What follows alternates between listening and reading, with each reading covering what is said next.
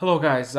Let's get back to our discussion of the Portuguese dictator Salazar. As we said in a previous video, he came to power in 1928 when he became the Minister of Finance in Portugal. And it's kind of interesting that he did not have, an official title. Like he was, he was a minister of finance, but he had power. Like he had unlimited power. He was the most powerful man in Portugal, and most historians and most Portuguese people classify his rule as fascist dictatorship, and you know that's not, there is no universal agreement about this. Um, it's kind of like Stalin in Russia. Kind of mainstream history says, yeah, like he was this, evil dictator who killed a lot of people. But, you might be surprised that a lot of Russians really like Stalin.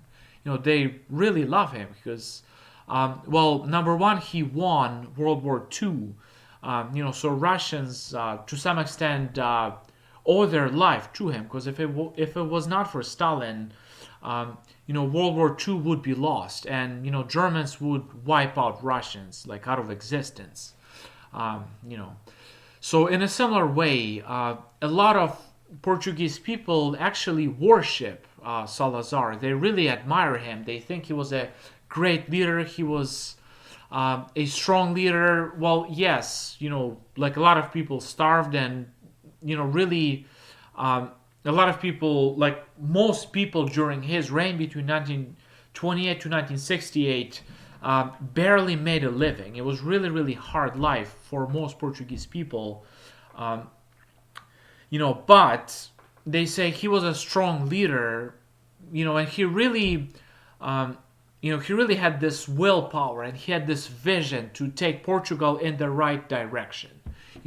Strong, charismatic leader who knew what he was doing. So there is no agreement about him. Like you cannot say. I mean, most would probably say he was just this bad, rotten dictator, but many Portuguese people really like him.